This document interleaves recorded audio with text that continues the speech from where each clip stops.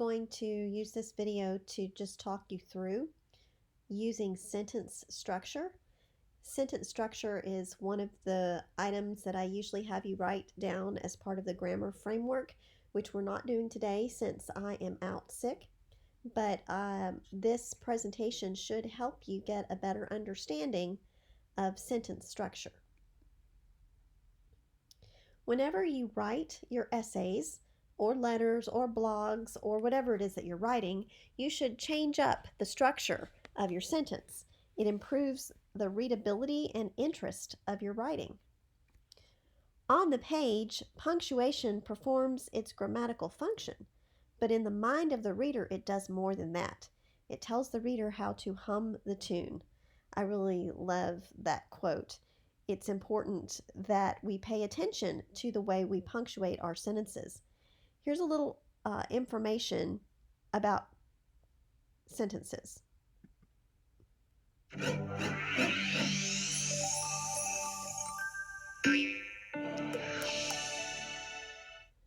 Sentence types, a la Schmo.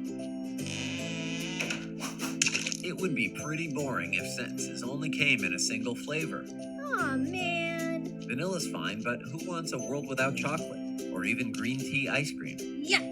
Hey, some people like it. There are three basic types of sentences. First, the simple sentence, aka the independent clause. You can also think of it as a complete thought. So long as it's got a subject and a verb, you're all set. The other two types use different helper words to connect clauses. Did somebody say clause? Compound sentences have two independent clauses connected with a helper word, such as and, nor, or so.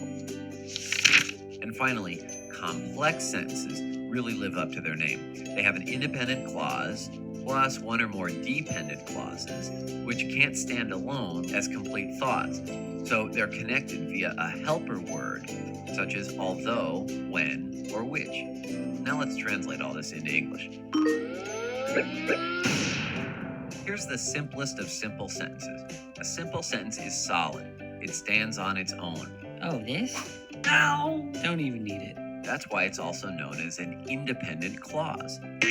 Like our friend over here, it stands on two legs, a subject, and a verb. Got that? But a simple sentence doesn't have to be quite so simple. Hey, you, get back here. It can have a compound subject, that is, multiple subjects, like Mike and Bobby are caught by the police.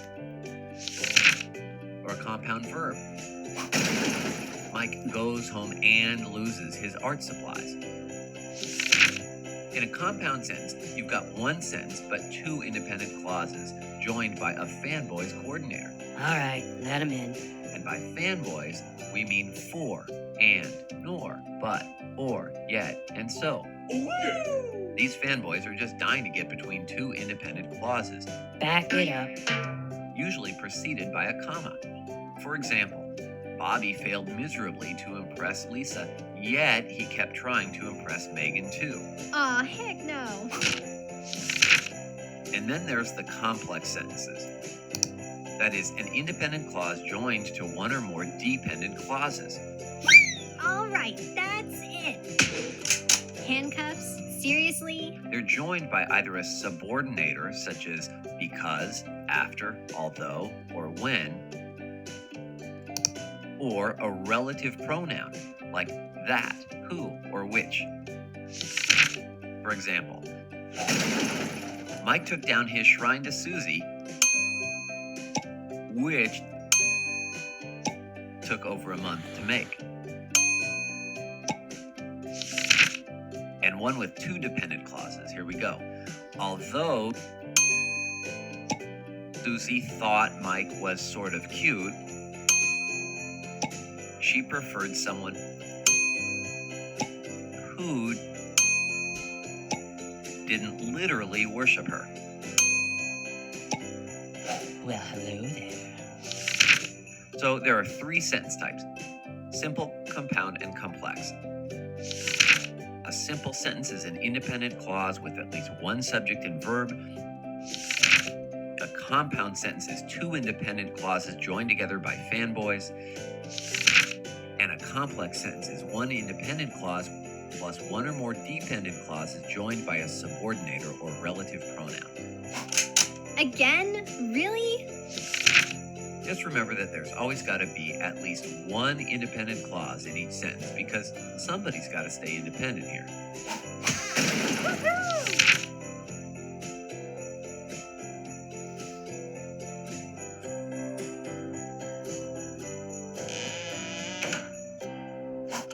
Oh, you can't be serious.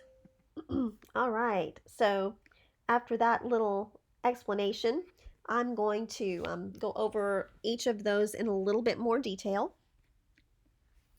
Simple sentences have just one complete thought. They're made up of a subject and a verb, such as the dragon roared. The subject is in blue and the verb is in this aqua color. Sometimes you can have a double verb. The dragon roared and cried. It's still a simple sentence. Or sometimes you can have a double subject and a double verb. The dragon and the eagle swooped and circled. In all of these examples, there is just one complete thought. Now, compound sentences are when you have two independent sentences joined by a fanboy's word. The fanboys are for, and, nor, but, or, yet, and so. You need to memorize those. Or they're joined by a semicolon. Here are some examples. Look at the two formulas here. We have our subject plus the verb, a comma plus a fanboy, and another subject and another verb. Okay, that's one way to make a compound sentence. The other way to make a compound sentence is to do a subject and a verb with a semicolon plus a subject and another verb. So let's look at the examples. Here's the one with the fanboys. The dragon roared, comma, and the knight lifted his sword. Okay, that's a compound sentence using a fanboy plus the comma. Many students forget the comma, or they forget the fanboy and they just say the dragon roared, comma, the knight lifted his sword. That is called a run-on sentence, and it's incorrect. When you have two independent clauses like you have here with a subject verb and a subject verb, you have to either use comma plus a fanboy or a semicolon, or you can also just separate the two sentences with a period. So then we have the dragon bellowed, semicolon, the dentist pulled his tooth. That's the other way to form the compound sentence.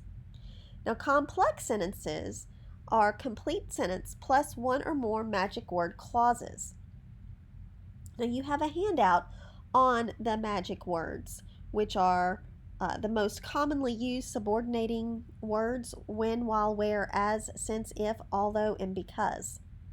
So the formula for you math people for a complex sentence is magic word plus a subject plus a verb, comma, subject plus a verb. And an example of that is, although the dragon roared, the knight lifted his sword. You see the part highlighted in yellow? That cannot stand alone. If you were to walk into Publix and look at the cashier and say, although the dragon roared, they're not going to know what you're talking about, because that's just a dependent clause. It can't stand on its own. If the magic word comes at the beginning, you use a comma before you have your independent clause.